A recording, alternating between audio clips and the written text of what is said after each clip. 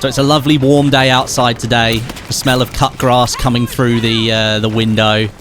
There's a Starbucks Frappuccino on my desk, and that can mean only one thing. It's time to not go outside, and it's time to play video games instead. I wanted to play some Battlefield 2042 today. One, because they've now updated the game and fixed the micro-stuttering that was happening on PC, which is good news. That's really good news, actually, because it was causing me quite some performance problems. And I also wanted to talk a little bit about the 2042's future, because we're at a stage now, we're very, very close to this game getting new content. And I still feel like there's many things that haven't been solved with this game yet. We don't have answers to this stuff. And I just wanted to talk about it a little bit. So, the first thing I got on my list, I've made a little list, it's next to me. First thing on my list is the specialists. We were supposed to get a little update from DICE. Oh my god. Shoot his feet. Shoot him. Yes, we got him. Dozer and his riot shield. So yeah, we were supposed to get an update from DICE about what they're going to be doing to change the specialists. And unfortunately, we still haven't had that information. Apparently, we were supposed to get it just a couple of weeks after we got the information about how they're going to redesign the maps. And unfortunately, we've never gotten that information. So we still don't know what their plan is moving forwards for specialists. And I think it's really important that we know that plan. Hello. Get him again. Oh, God. Oh, I tried to fire and it didn't work. Oh, God, they're all here now. Goodness me. So, yes, as I was saying, we kind of need to know what's going on with specialists because they're going to be part of the seasons. We're going to get a new specialist each season, apparently. And so if we don't know what their plans are, then we can't really know whether they're going to work or not, or whether we're going to like the system that they've got. I mean, I'm all for just scrapping the specialist system and just putting the characters into classes. I think that would work for everybody. Definitely a bit of fan service, because that's literally what people expect from Battlefield games, a class-based shooter. And even though they say, like, this specialist is an assault specialist, and this specialist is a medic or a healing specialist, like, come on, it's not the same, is it?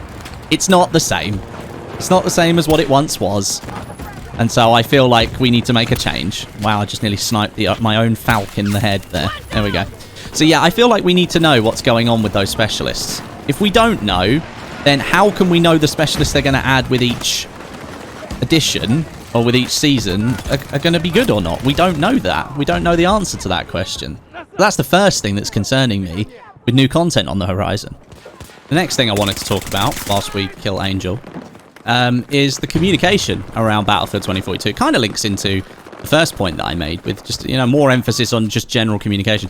It's been poor, really poor for 2042. Like, what DICE needed to do, especially with them delaying the content that they delayed for as long as they did, is they needed to communicate with people and let people know on a regular basis what they're doing, where they're going. We were barely even getting monthly updates. Up until the day before the May patch, we didn't know there was going to be, or what date we were getting the May patch. We had absolutely no communication whatsoever. And now we're closing in on this new content coming out. We've been told early June, which is, you know, that's good. We you know, most people will expect that within the first 2 weeks of June. That's absolutely fine.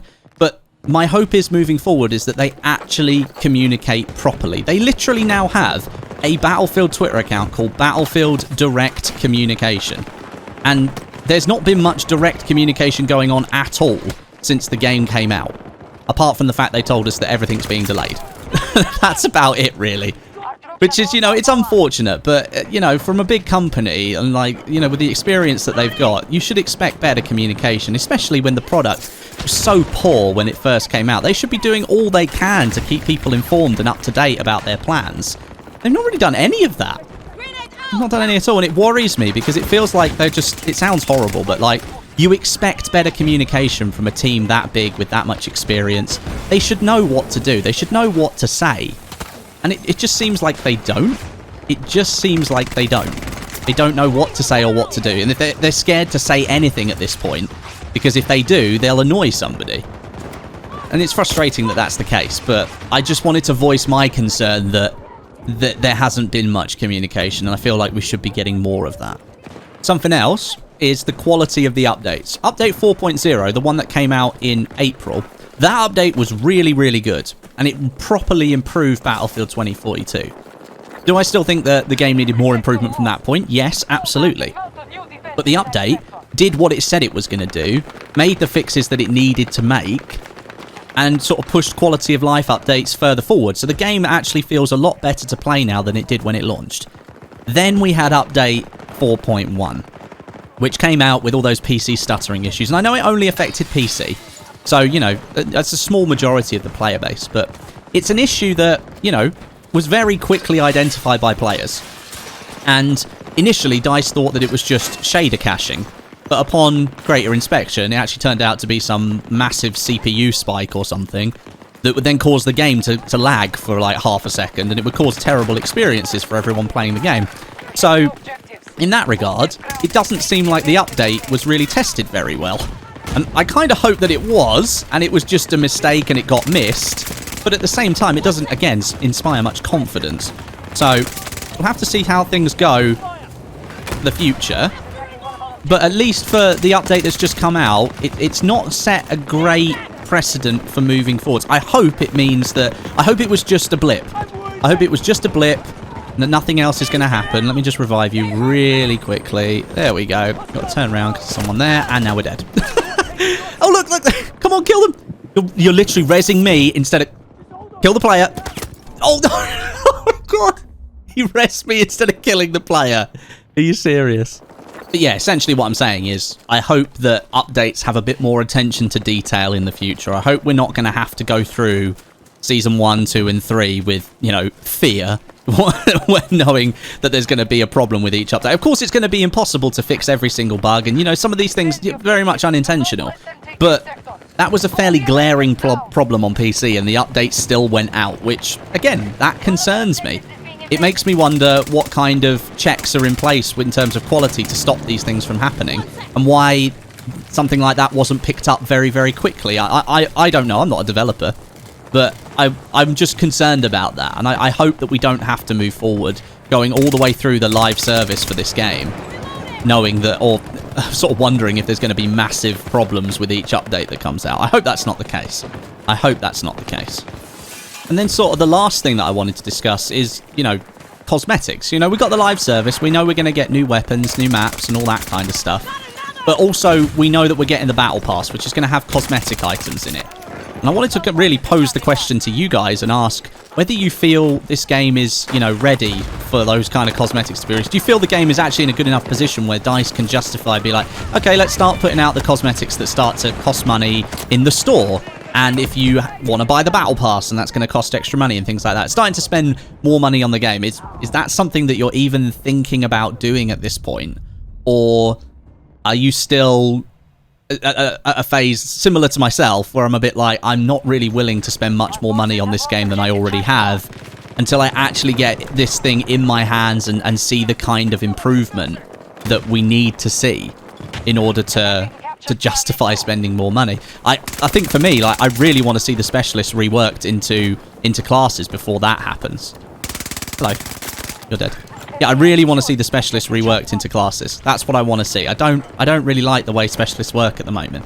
There should be class picks, and then that way some of the gadgets should be specifically tied to certain specialists, so that you can always expect to know what that specialist is going to be using. Because we lost all of that kind of knowledge in our heads when you look at a certain character in a Battlefield game.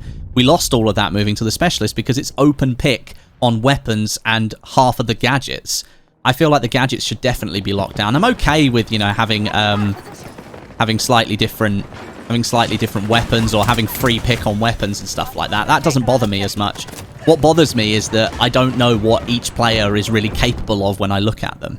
So for me, if they actually move specialists and turn them into a class system, I might be more inclined to, you know, buy a few skins for certain specialists that I want to play within the classes that I like to play.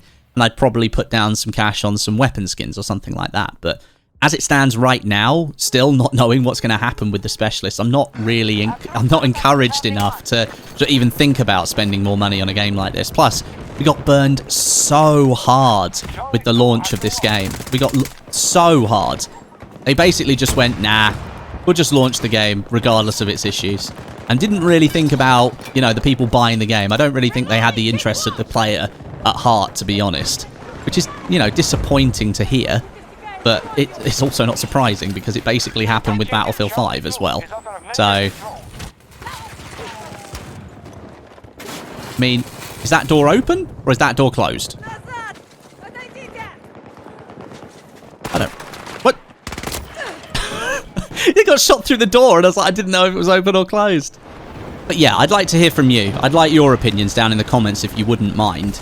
Just let me know whether you're ready to spend money on this game or not. Are you ready to put down more cash than you already have on this game and spend some more money on cosmetic items? Or are you at the point where you're still not interested in doing that? Just let me know down below. I'd be interested to hear your opinions on that.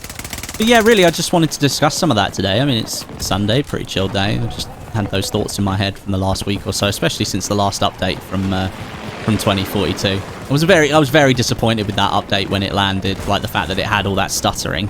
And it wasn't a massive update, to be honest. I don't know if we were really expecting a massive update, but I kind of was hoping for a little bit more polish than what we got. I mean, credit where it's due, they did fix it within like 24 hours, so that's fair enough.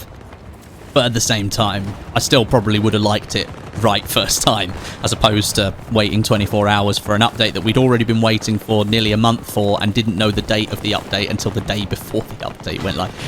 Yeah, basically what I'm trying to say is would have loved a little bit more of a heads up on that one. That would have been good. But yeah, that's about it from me, guys. I hope you have a wonderful Sunday. I hope that you enjoy whatever it is that you're doing. I hope the weather's nice and you can get out and do something other than playing video games. Go touch some grass or, you know, whatever the kids say. Thanks for watching, and I'll catch you soon.